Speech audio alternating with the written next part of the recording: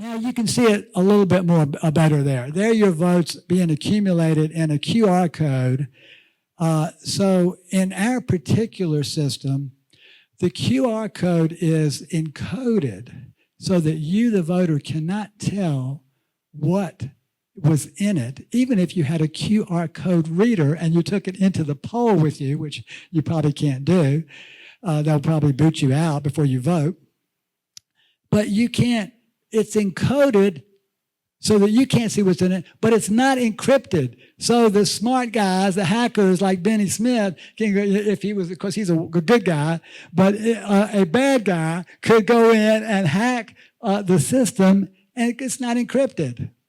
So that's like the worst of both worlds. Really, I mean, who could have dreamed this stuff up?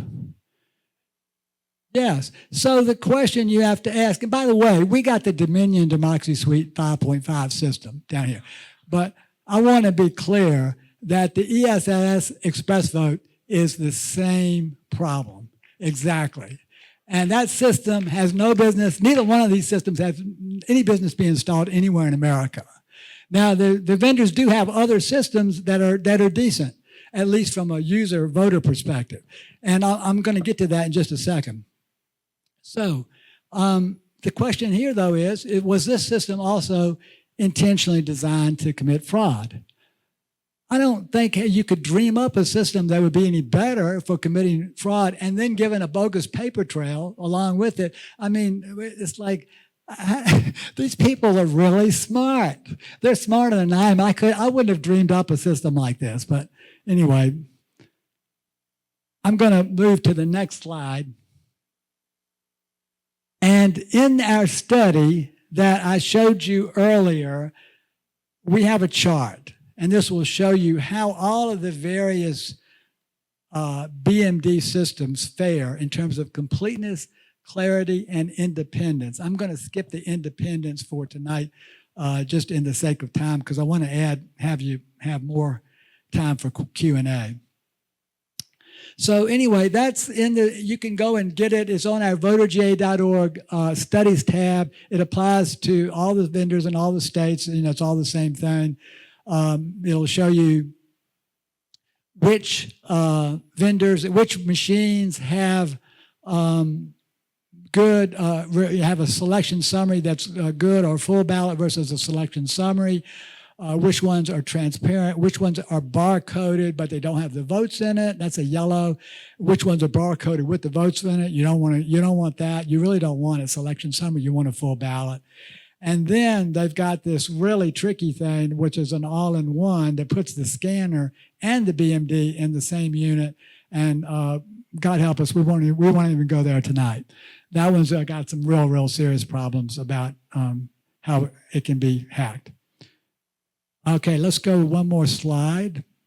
So what are the other options? Well, we've already heard. Okay, thank you. Thank you. Obviously, hand-marked paper ballots, the cheapest and most secure. We advocated for this. You know, we could have done this in Georgia for about $50 million. They decided to spend $150 million, and then they wanted to spend another $100 million on the unfunded mandate to the counties, because when you have ballot marking devices, here's the other thing people don't understand in terms of cost. You have to have 20 of these things in one precinct, whereas you can have one scanner, tabulator, or two, and maybe if you wanted to do ballot on demand, you could even do that, one or two, not 20. So you add all those costs up. You've got licensing, maintenance, testing, logistics, all of that stuff. And that put $100 million a year, $100 million over 10 years on the county, on the counties. It's an unfunded mandate. Not only that, just in Georgia, they financed this over 20 years with a 20-year bond, but the system only has a 10-year shelf life. Yeah, y'all can relate to that. And then in Georgia, they need a fiscal note to do with such a big expenditure, so they decided that they were going to do this without a fiscal note, and that's what they did. They passed it. The lieutenant governor, who's now retiring, it said that we didn't need a fiscal note for that bill. So, and by the way, these just so you know, these are the Republicans who did this to us. You know, quote unquote. I think we call them rhinos. I'm sure y'all call them the same thing. So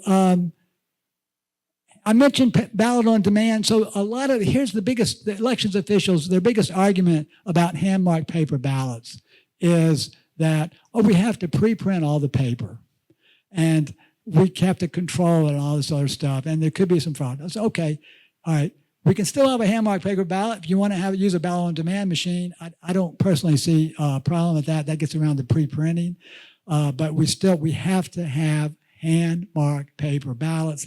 There can be no exceptions to that, period.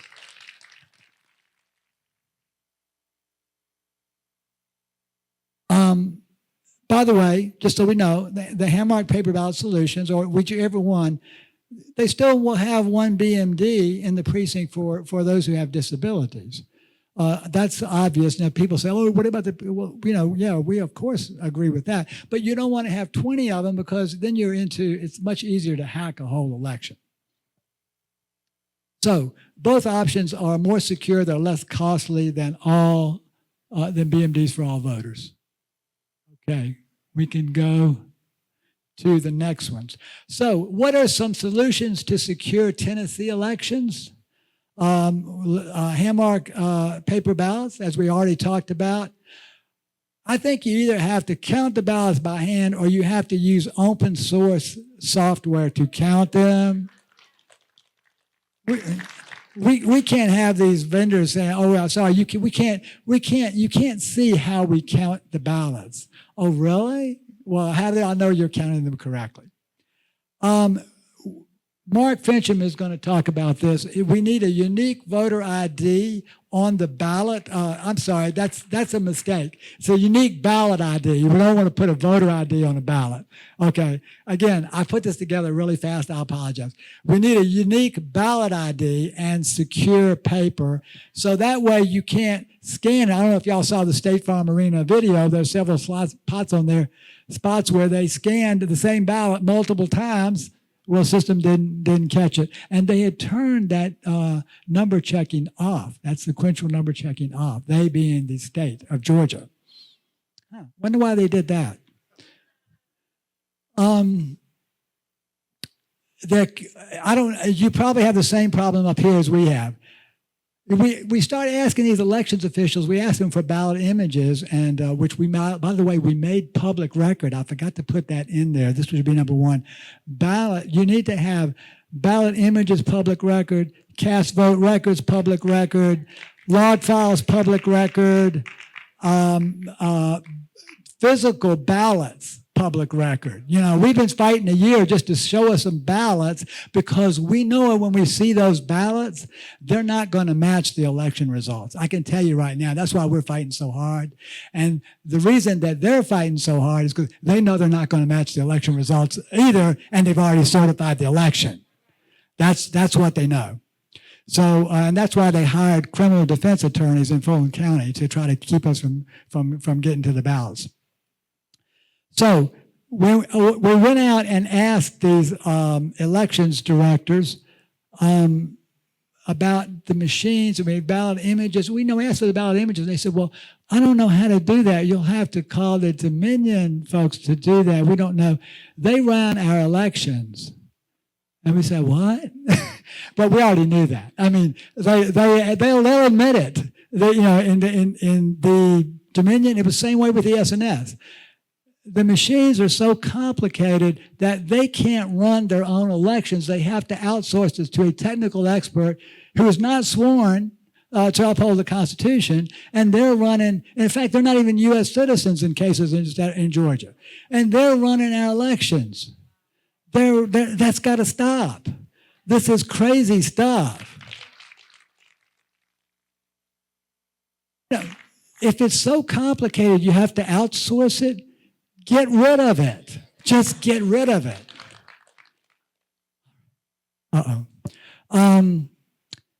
Another good suggestion and you're going to hear Mark talk about this, post ballots online so voters can audit their own ballot. their own precinct, county, and so on, post those ballots online. And then, if you have what I hate to steal Mark's thunder, but he has this really cool system where he's got the ballot. He's gonna show you how you can get a receipt, a stub, you can take home and you can look at your ballot, and no one else knows it's your ballot except for you. So there's no reason why we can't do that. So, bottom line. Let's go one more. Secure, transparent elections increase voter confidence, and they protect citizens against the hostile takeover of America from a rigged election. That is where we're going. That is why we're here tonight. We want to save our country. We want to make sure all the future elections are legitimate, but in order to do that, we have to acknowledge the problems that happened in November 2020 and fix them. We can't keep pretending that nothing happened and then say, oh, we're going to have a fine election in 2022. No, come on. Don't let anybody tell you that. Don't believe that for 1 minute. I know y'all don't.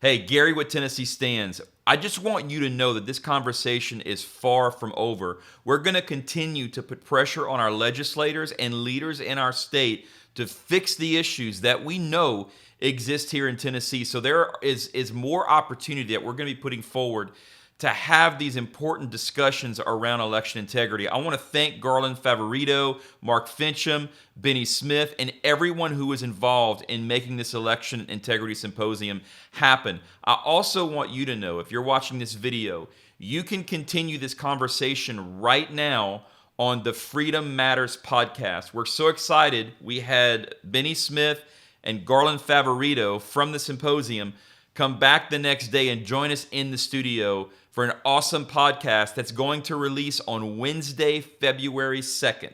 So if you go to the Freedom Matters podcast and look for the episode on Wednesday, February 2nd, we had a great continued conversation with both Benny and Garland about the issues that we're seeing specifically here in Tennessee. So please go check that conversation out. You can go to tennesseestands.org/podcast. To subscribe. You can also find the Freedom Matters podcast on Apple Podcasts, Spotify, and anywhere you listen to podcasts. So please go check it out and subscribe. Also, make sure that you go to tennesseestands.org and subscribe to our email newsletter, because there's going to be a lot more information coming your way. Thanks so much.